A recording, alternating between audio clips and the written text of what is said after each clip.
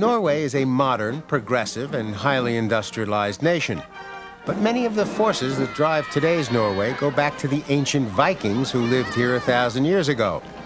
The Vikings controlled much of Europe for centuries.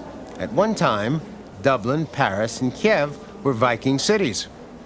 And I believe that the same forces that shaped the Viking period, the long winters, the short summers, the love of technology, and the desire to explore, are the same forces that are shaping Norwegian culture today. So I've come to the city of Trondheim, on the west coast of Norway, to see what's going on. The city sits just below the Arctic Circle and was founded in the year 997, at the height of the Viking period. I'll show you how the ancient Viking need to go exploring in search of food has led the Norwegians into outer space to grow strawberries. It's no accident that the NASA spacecraft that explored Mars was named Viking. We'll visit the site of a miracle that turned a Viking warrior into the patron saint of Norway. At the Trondheim Folk Museum, we'll tour an 800-year-old Christian church that evolved from a Viking house of worship, and take a look at the technique for making flatbread. We'll also find out what's good to eat here. So join me, BURT WOLF, with Travels and Traditions in Trondheim, Norway.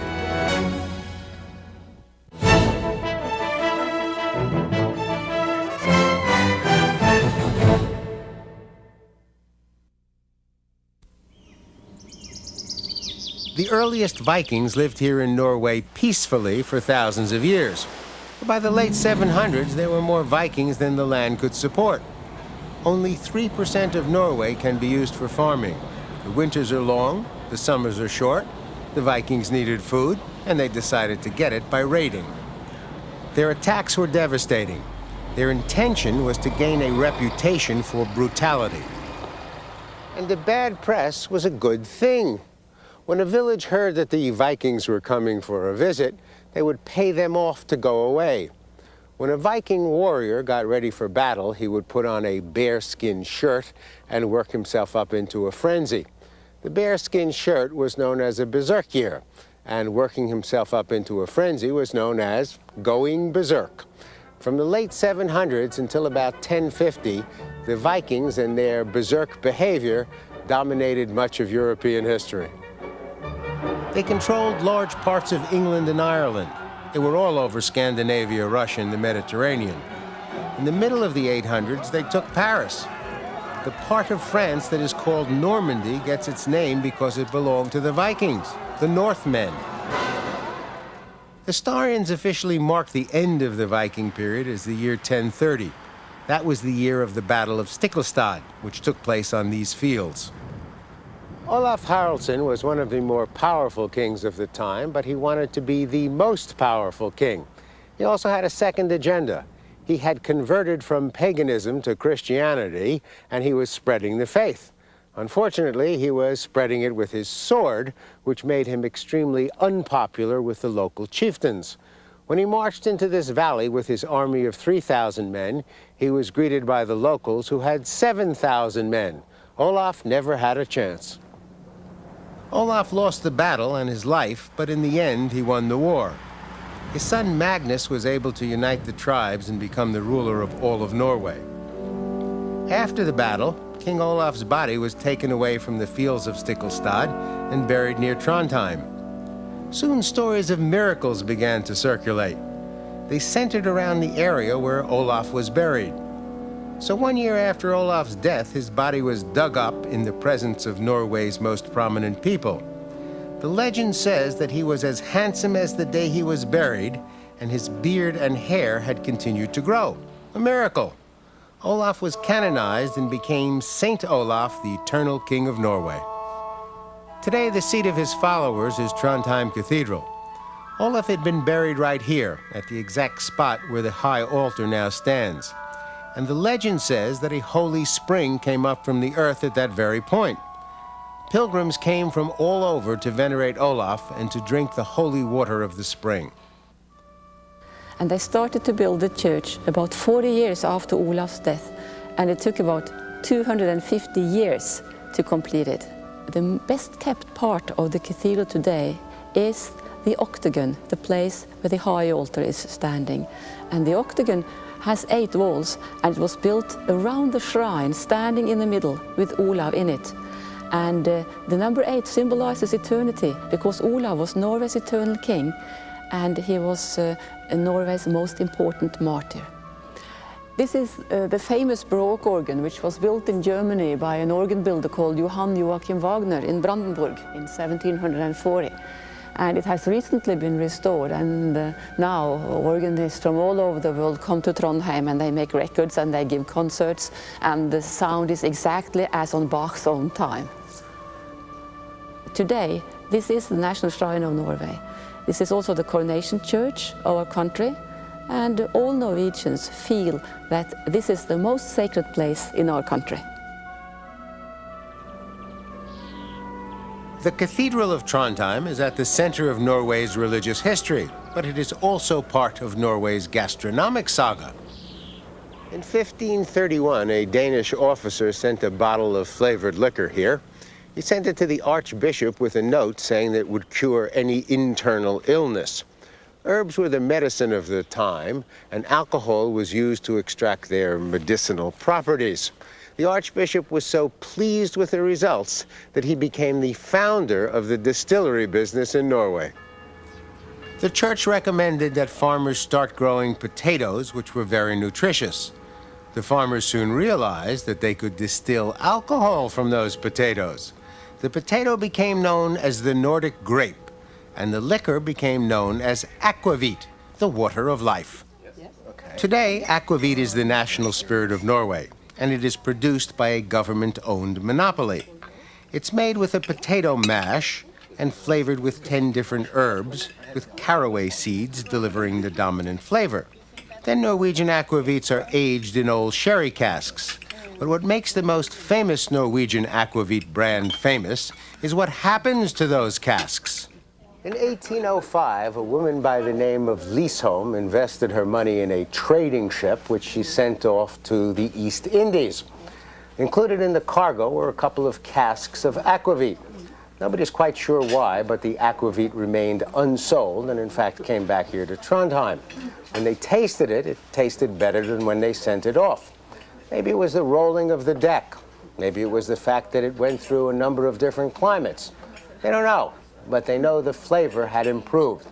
And today, the company takes its aquavit and ships it in sherry casks as deck cargo on ships that go from Norway to Australia and then back to Norway. The brand is called Linje. It means the line. And it's a reference to the fact that the aquavit crossed the equator, the line of the equator, twice before it was ready for sale. And every bottle carries the details of its voyage on the backside of its label. This particular bottle went on a ship called the Tampa. It left Norway on May 15th, 1997, and returned on September 29th later that year. Traditionally, aquavit is served with beer and food. Eat the food, drink the beer, and take the aquavit as a chaser, for medicinal reasons, of course. Now that I am suitably fortified for the Norwegian winter, I can further explore the city of Trondheim, which is easily done on foot. As major cities go, it has a small population, only 140,000, but it is an amazing center of history and culture. This bridge was built in 1681 and is still in constant use. The city is set deep inside the Trondheim fjord that runs out to the Atlantic Ocean. A fjord is a body of water that cuts into the land from the sea. The wooden warehouses along the waterfront are reminders of what this city looked like in the 1700s when it was in the business of exporting fish and lumber. In the center of the city, there are 3 wooden mansions that were built in the late 1700s.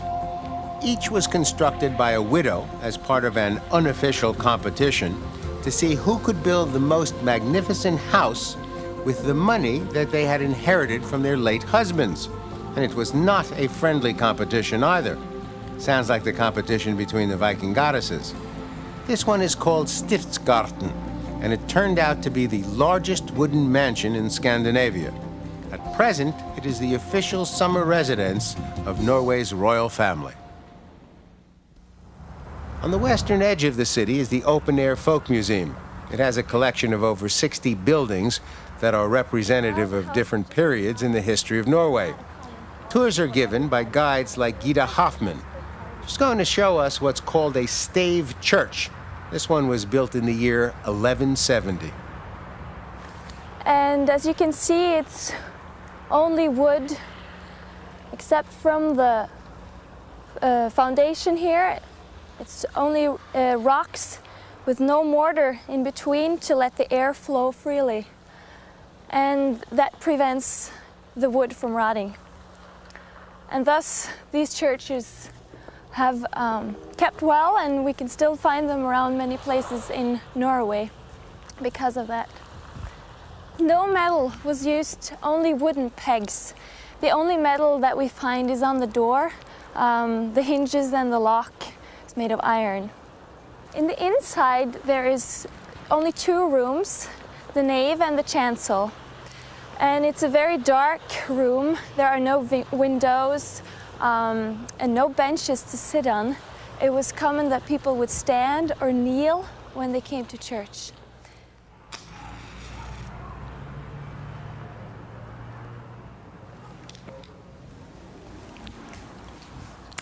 We're now in the Holy Chancel in this church. This is where the priests would perform the communion and the Mass in Latin. You see the narrow passage or the narrow opening here from the nave into the chancel, symbolizing the narrow path into the kingdom of God.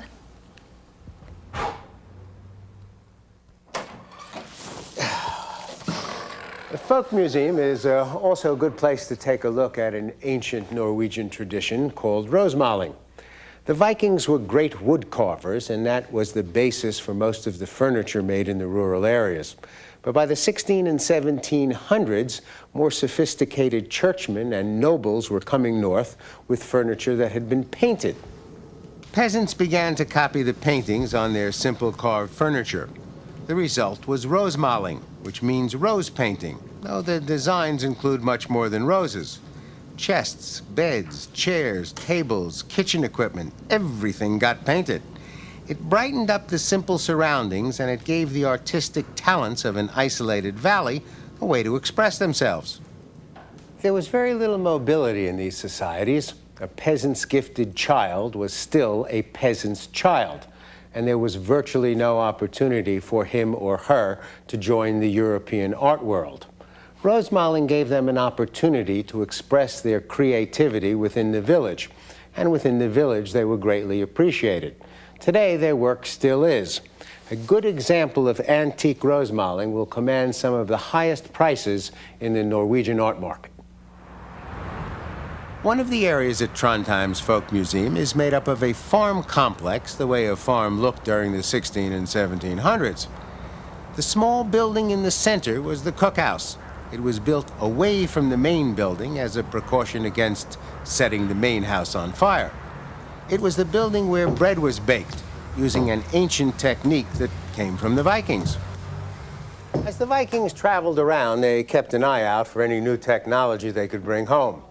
One of the things they saw was the water-powered mill, clearly an improvement over the little hand mills they had been using.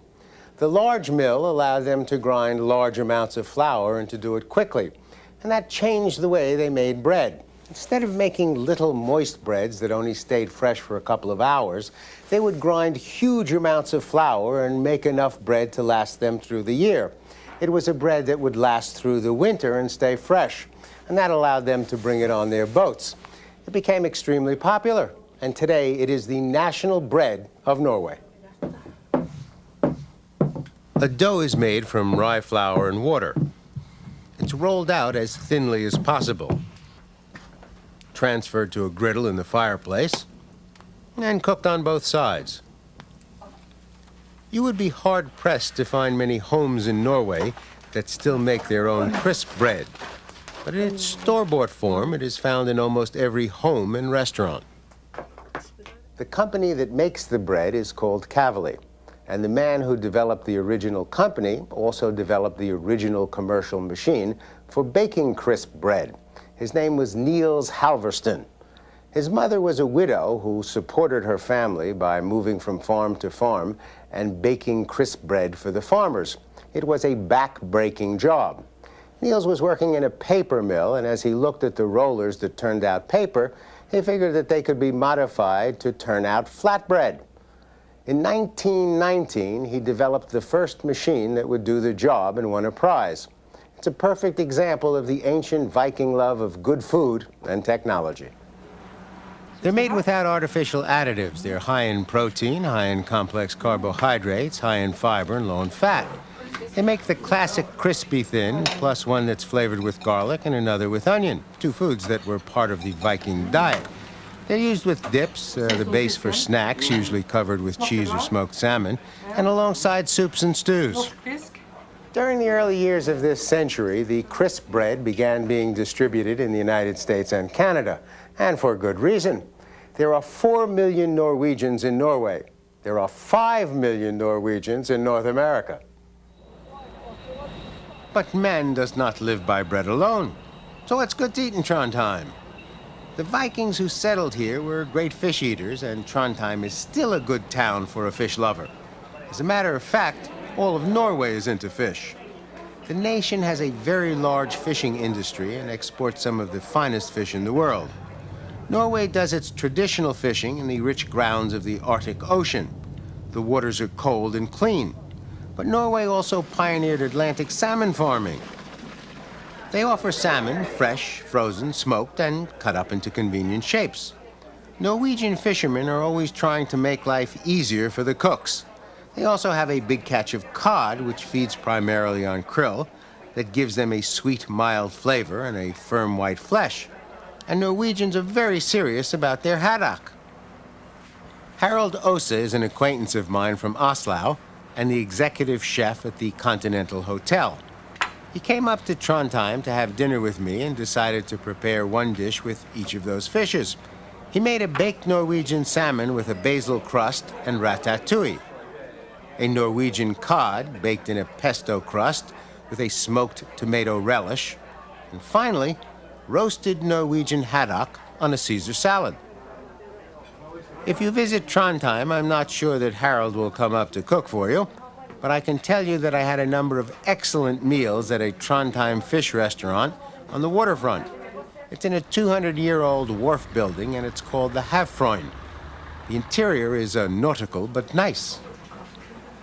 They have a seasonal menu, but they also prepare a menu of the day, which gives the chefs a regular opportunity to demonstrate their creativity. Today they made an appetizer of shrimp that were lightly breaded and sautéed and served with 3 mayonnaise-based sauces, a garlic, a mango, and a chili. The main course was monkfish with 2 sauces, one sauce made from beets and the other from snap peas. Dessert was a simple but very tasty apple tart with sherbet and one sauce with a licorice flavor. Just down the road is the restaurant Bryggen. Bryggen is considered the finest classical restaurant in Trondheim. The room is decorated in colors that are associated with Norwegian farm communities. Bryggen wants to give their guests the feeling that they are eating in a romantic country house.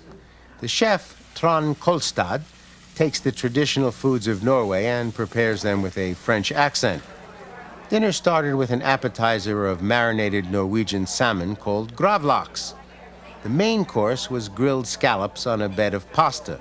Dessert was a chocolate surprise. The Bryggen restaurant is just at the edge of Trondheim's Beklander district. It's the old part of town, and it is charming.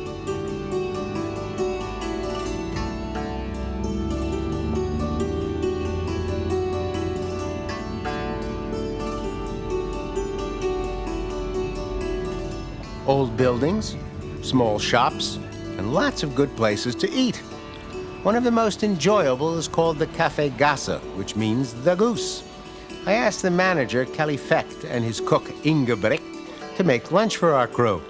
They work in a kitchen that is small and much more like a home kitchen than a restaurant, and they cook the traditional foods that you would find in a Norwegian home. They came up with a few recipes that use the national cheese, which is called Jarlsberg. It's a semi-soft, part skim milk cheese with holes like Swiss cheese, but it is milder and it has a nuttier flavor. Jarlsberg makes their classic, but you can also get a hickory smoked version and a light from which they have removed more than half the fat. It's named after Count Gustav Wilhelm Jarlsberg, on whose estate this cheese was first made. A cheese like this is very much in keeping with the gastronomic objectives of the Vikings. It is a simple and easy way to preserve the important nutrients in fresh milk. Preserved foods were very important to the Vikings. They kept them alive during the winter, and they fed them during the long voyages that brought them throughout Europe and eventually to North America. One of the other foods that brought the Vikings to North America was the codfish, which they followed to Nova Scotia. Fitting that Ingebrigt combined Jarlsberg and cod in one dish. He also made a lasagna using the hickory-smoked Jarlsberg. The third dish could be any Norwegian fish. The cheese comes as triangles of baked Jarlsberg that are used as a garnish. Ingebrigt is truly devoted to his national foods. It is the high quality of the farm products in Norway that make foods like these taste so good. But farm life here is difficult. The farmers of Norway work farther north than any other farms in the world, and their climate is harsh.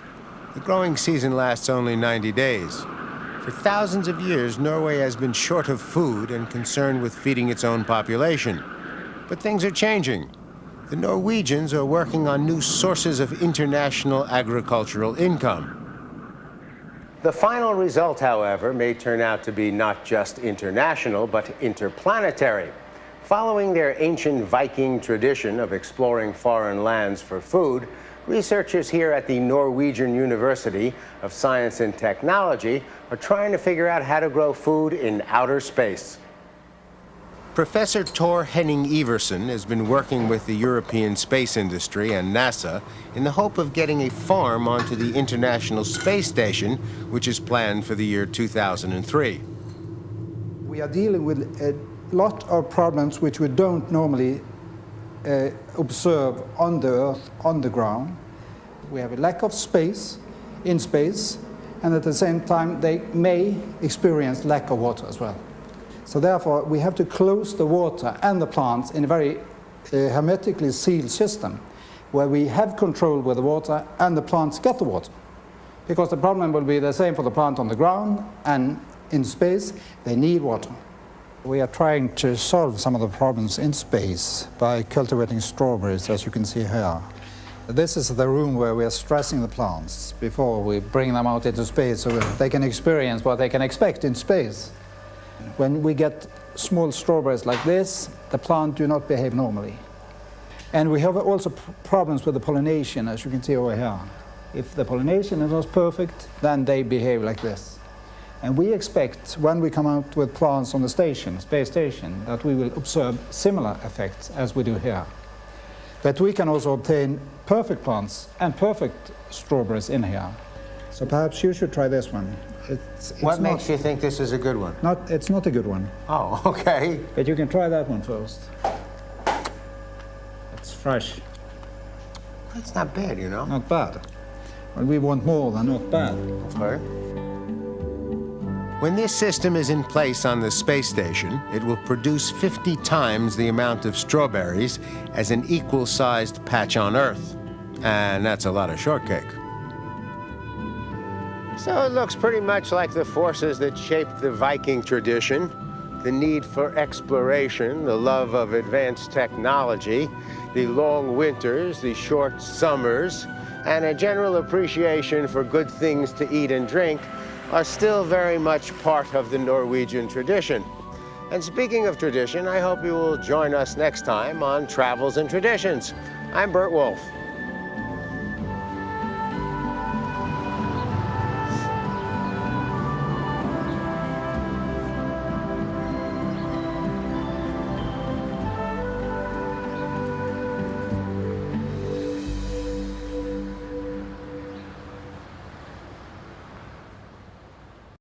You can watch this program and link to hundreds of other BURT WOLF programs free at burtwolf.com. There's information on how to tour the same places, plus Bert's slightly irreverent take on history and culture. It's all at BURTWOLF.com.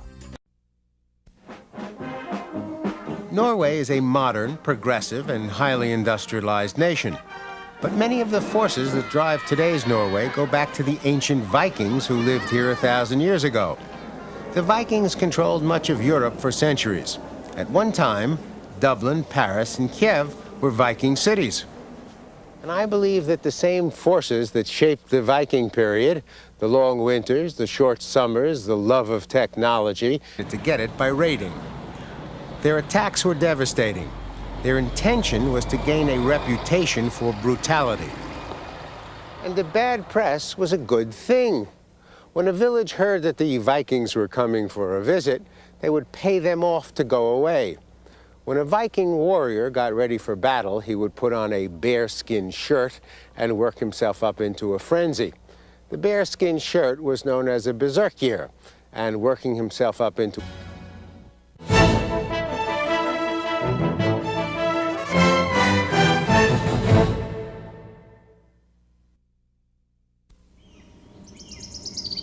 The earliest Vikings lived here in Norway peacefully for thousands of years. By the late 700s, there were more Vikings than the land could support. Only 3% of Norway can be used for farming. The winters are long, the summers are short, the Vikings needed food, and they decided a spacecraft that explored Mars was named Viking. We'll visit the site of a miracle that turned a Viking warrior into the patron saint of Norway. At the Trondheim Folk Museum, we'll tour an 800-year-old Christian church that evolved from a Viking house of worship, and take a look at the technique for making flatbread. We'll also find out what's good to eat here. So join me, Burt Wolf, with Travels and Traditions in Trondheim, Norway. And the desire to explore are the same forces that are shaping Norwegian culture today. So I've come to the city of Trondheim, on the west coast of Norway, to see what's going on. The city sits just below the Arctic Circle and was founded in the year 997, at the height of the Viking period. I'll show you how the ancient Viking need to go exploring in search of food has led the Norwegians into outer space to grow strawberries. It's no accident that the NASA